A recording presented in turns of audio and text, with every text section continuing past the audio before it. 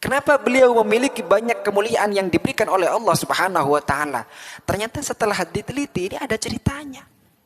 Apa ceritanya? Ceritanya dulu ketika Kiai Soleh Banjarmelati baru menikah, ternyata istrinya beliau tidak mau.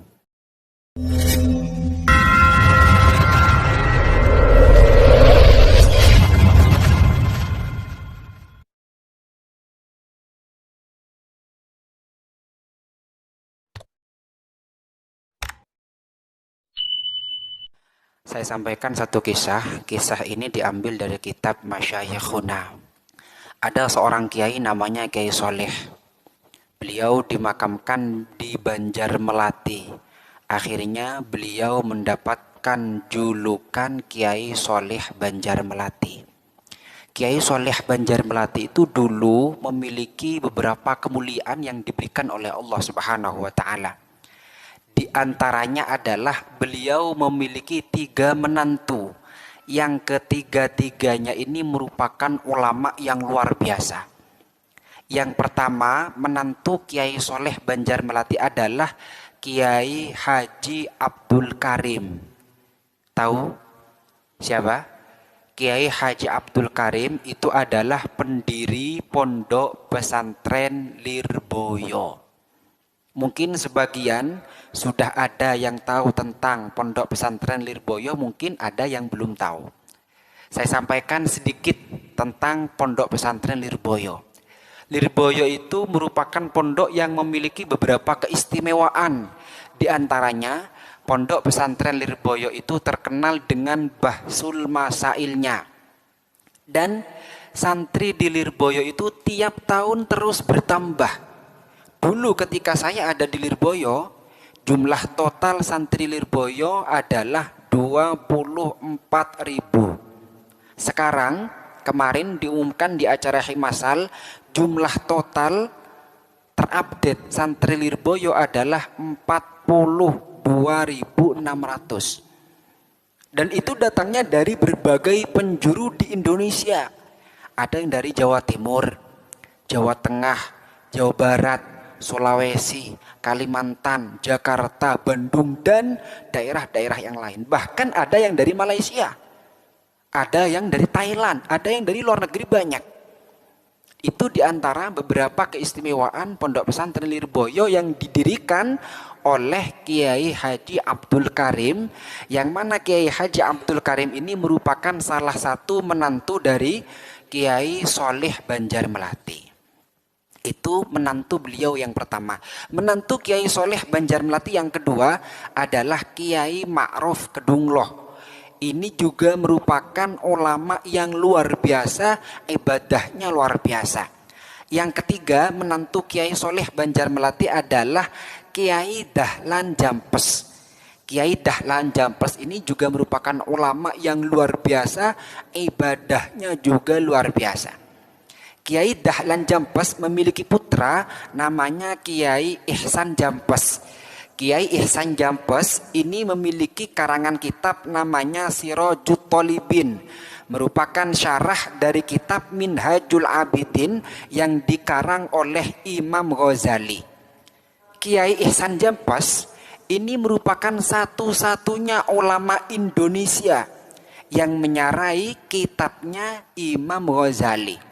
Bahkan Kiai Ihsan Jampes itu tidak hanya diakui oleh ulama Indonesia, tapi juga diakui oleh ulama luar negeri.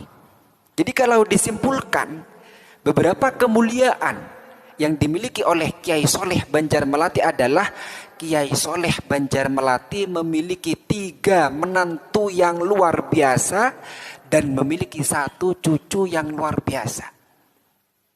Kenapa beliau memiliki banyak kemuliaan yang diberikan oleh Allah Subhanahu wa taala? Ternyata setelah diteliti ini ada ceritanya. Apa ceritanya? Ceritanya dulu ketika Kiai Soleh Banjarmelati baru menikah, ternyata istrinya beliau tidak mau. Tidak cinta kepada beliau, belum sayang, belum cinta kepada Kiai Soleh Banjarmelati. Karena istrinya Kiai Soleh Banjarmelati belum cinta, belum sayang, akhirnya istrinya Kiai Soleh Banjarmelati tiap pagi setelah subuh beliau berdiri di depan depan pintu rumahnya setiap pagi, menunggu kedatangan Kiai Soleh Banjarmelati dari masjid. Apa yang dilakukan oleh beliau? Yang dilakukan oleh beliau adalah memegang gelas. Yang isi dari gelas ini adalah air bekas cucian beras. Tahu air bekas cucian beras? Air bekas cucian beras itu warnanya keruh, kotor. Lah nanti ketika Kiai Soleh Banjarmelati datang dari masjid, maka wajah Kiai Soleh Banjarmelati ini disiram oleh Ibu Nyai dengan air bekas cucian beras. Ini setiap pagi dilakukan oleh beliau. Dan ini ternyata kejadiannya tidak berlangsung hanya 1 hari, 2 hari, tidak. Tidak cuma 1 minggu, 2 minggu, tidak. Tidak cuma 1 bulan, 2 bulan, tidak. Ternyata kejadian ini berlangsung selama 10 tahun. Coba bayangkan. 10 tahun itu bukan waktu yang sedikit. Kalau kita hitung dengan hitungan hari, 10 tahun itu sama dengan 3.600 hari. Karena 1 tahun jumlahnya sama dengan 360 hari. Kalau 10 tahun berarti 3.600 hari. Coba bayangkan. Selama 3.600 hari, Kiai Soleh Banjarmelati tiap pagi disiram wajahnya oleh Ibu Nyai dengan air bekas cucian beras. Tapi beliau tidak marah, tidak. Beliau sabar menghadapi istrinya. Akhirnya barokahnya sabar menghadapi istrinya. Akhirnya Kiai Soleh Banjarmelati diberi beberapa kemuliaan oleh Allah Subhanahu wa taala. Semoga kita mendapatkan barokahnya. Amin Allahumma amin. Maka hikmah dari kisah ini, wahai para lelaki dan wahai para suami, kalau kita diberi oleh Allah Subhanahu wa taala perempuan atau istri yang belum baik, bukan tidak baik ya, belum baik akhlaknya, maka kita hendaknya menghadapi dengan sabar. Karena itu akhlak Rasulullah Shallallahu Alaihi Wasallam.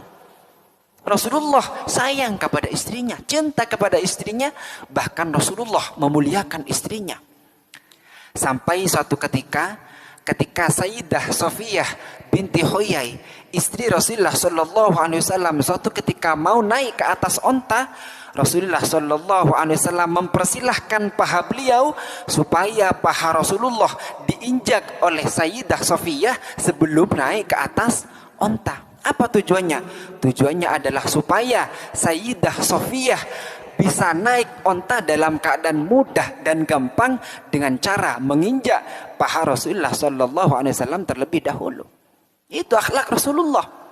Makanya Rasulullah Shallallahu Alaihi Wasallam menyampaikan di dalam satu hadis, khairukum li ahlihi wa ana khairukum li ahli. Orang yang paling baik di antara kalian adalah orang yang paling baik kepada keluarganya. Orang yang paling baik kepada istri dan anaknya. Dan saya adalah orang yang paling baik kepada keluarga saya. Dilanjutkan oleh Rasulullah, ma akraman nisa illa karim. Tidaklah memuliakan kepada seorang perempuan kecuali ia adalah orang yang mulia.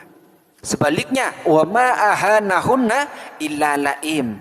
Tidaklah merendahkan kepada seorang perempuan kecuali ia adalah orang yang hina.